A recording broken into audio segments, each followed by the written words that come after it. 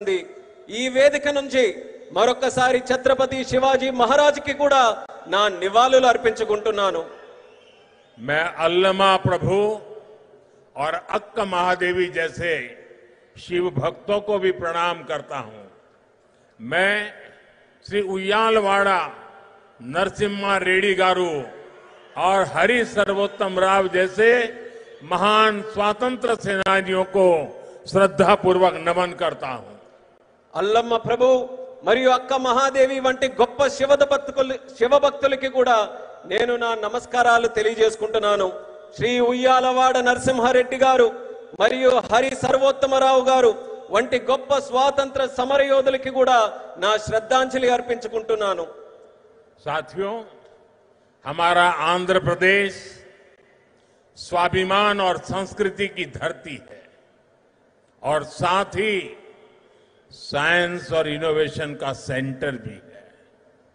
यहां असीमित संभावनाएं भी है और युवाओं का अनंत सामर्थ्य भी है।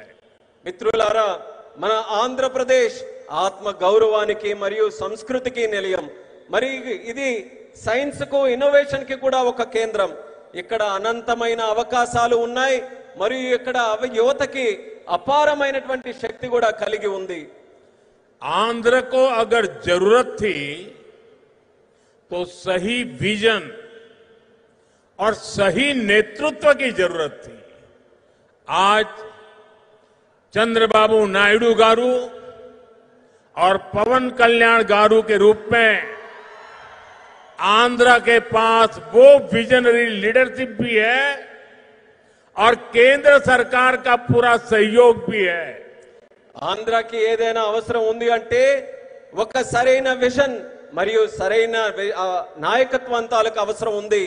నేడు చంద్రబాబు నాయుడు గారు మరియు పవన్ కళ్యాణ్ గారి రూపంలో ఆంధ్రాకి ఆ శక్తివంతమైనటువంటి నాయకత్వం ఉంది మరియు కేంద్ర ప్రభుత్వం తాలూకా పూర్తి మద్దతు కూడా లభిస్తుంది।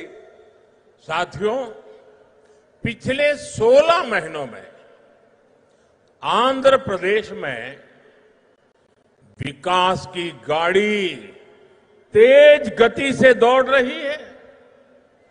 डबल इंजन की सरकार में अभूतपूर्व प्रगति हो रही है। आज दिल्ली और अमरावती मिलकर तेज विकास की दिशा में आगे बढ़ रहे हैं। మిత్రులారా, గత 16 నెలల్లో ఆంధ్రప్రదేశ్ లో అభివృద్ధి తాలూకా వాహనం శరవేగంగా కదులుతుంది। డబుల్ ఇంజిన్ ప్రభుత్వంలో రాష్ట్రం అపూర్వమైన ప్రగతి కూడా సాధిస్తుంది। నేడు ఢిల్లీ మరియు అమరావతి ఈ రెండు కలిసి వేగవంతంగా అభివృద్ధి వైపు ముందుకు సాగుతున్నాయి। और जैसा चंद्रबाबू ने कहा, इस तेज गति को देख करके मैं कह सकता हूं कि 2047 में आजादी के जब 100 साल होंगे, विकसित भारत होके रहेगा। చంద్రబాబు గారు చెప్పినట్టు నేను చెప్పగలను, 2047 నాటికి ఎప్పుడైతే భారతదేశం 100 సంవత్సరాలు స్వాతంత్రం సంపాదించుకుని తయారవుతుందో ఆనాటికి ఖచ్చితంగా ఈ భారతదేశం వికసిత భారతదేశంగా తయారవుతుంది।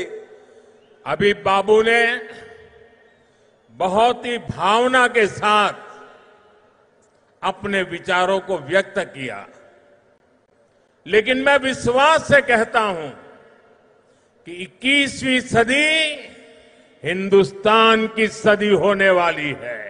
21वीं सदी 140 करोड़ हिंदुस्तानियों की सदी होने वाली है। ఇప్పుడు బాబు గారు ఎంతో ఆవేదనతో భావాలతో మాట్లాడారు। అదే రకంగా నేను కూడా చెప్పగలను, ఈ 21వ శతాబ్దం భారతదేశం తాలూకా శతాబ్దం। ఈ 21వ శతాబ్దం భారతీయులు 140 కోట్ల భారతీయుల తాలూకా శతాబ్దం ఇది। साथियों, आज भी यहां सड़क